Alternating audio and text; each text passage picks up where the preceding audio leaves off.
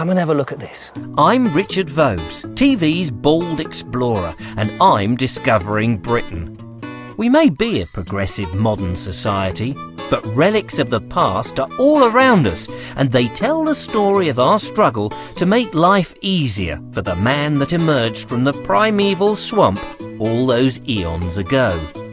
Today, I'm looking for an abandoned railway station, the remnants of which fortunately survive in the Sussex countryside. But I'm worried too, because much of our heritage is disappearing. Care to join me?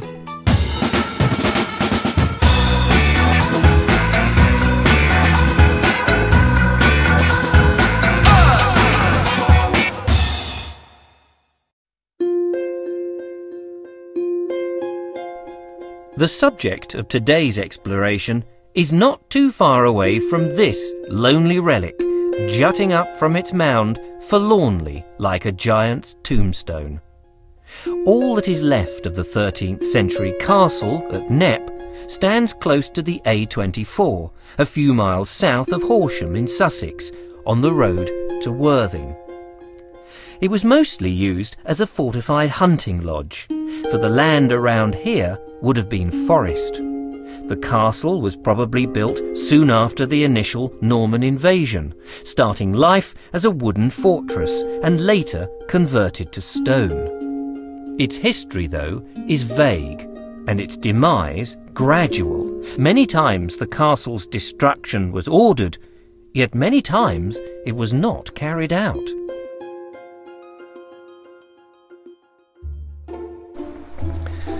The hidden relic I'm looking for in today's show, however, was made redundant by the stroke of a pen in 1966.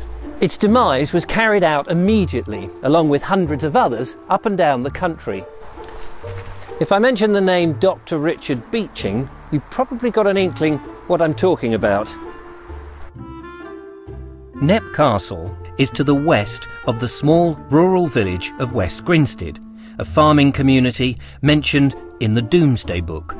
But until the 17th and 18th century, there was little development in the area. As a dispersed settlement, the farmsteads were, and still are, scattered around, and life rolled on without change for hundreds of years.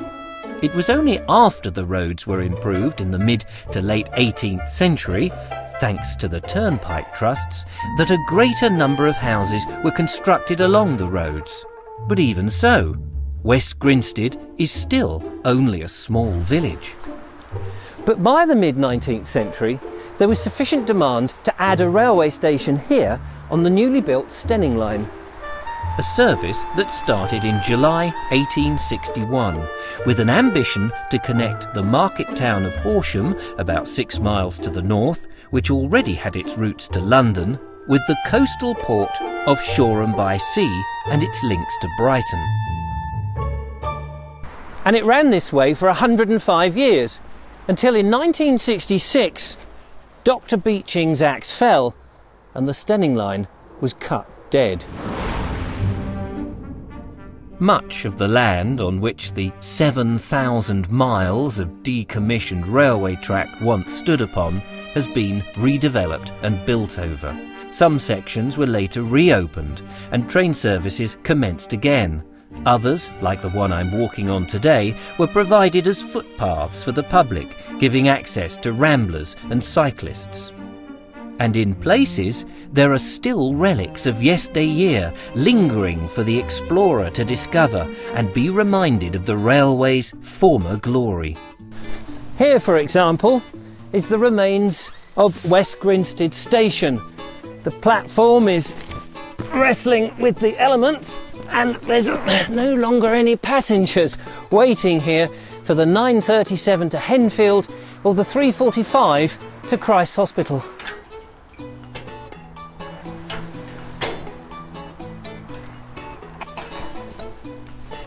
Of course, this signal wouldn't have been here. It was actually salvaged from Partridge Green railway station by a local farmer when that closed. And here's the station's notification board.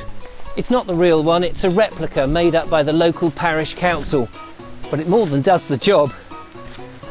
The road bridge has since been rebuilt, and on the inside is this large tube of corrugated metal. I mean, you might get a mini through here, but you'd hardly get a steam train.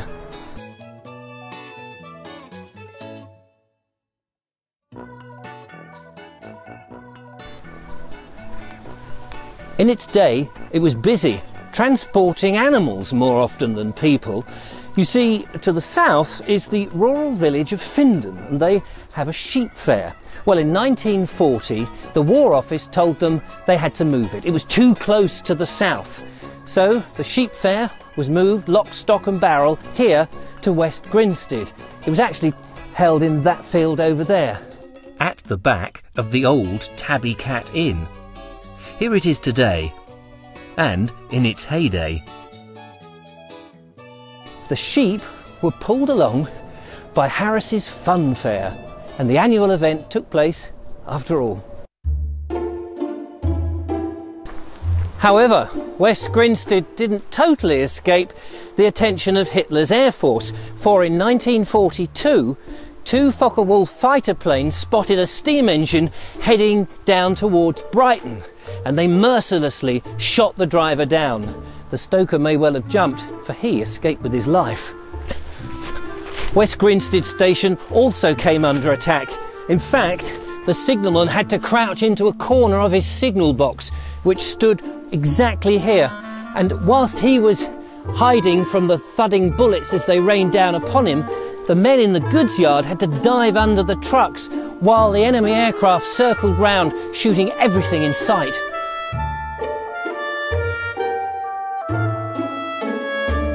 But what is left at West Grinstead is enough to fire the imagination as you walk through, and I applaud it.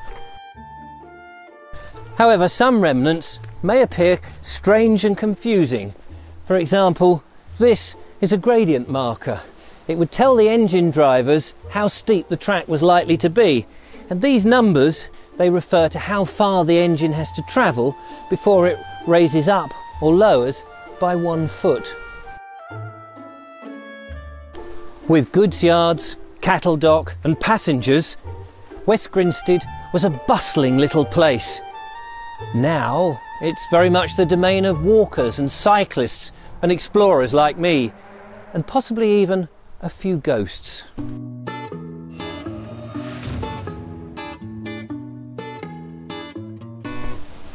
Before I go though, I want to show you what happens if we don't protect our heritage. I've travelled south a few miles to Partridge Green, where another station was on the Stenning line. And apart from a small bit of brick wall over there, you wouldn't know it. These houses here were probably built in the 1980s. There's no reference to the station, not even in the road name, and to my mind, that's a crying shame.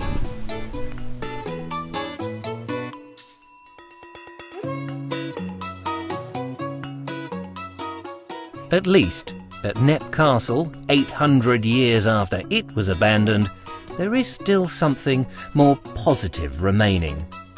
Thanks for watching. Don't forget, join me again the next time I go exploring.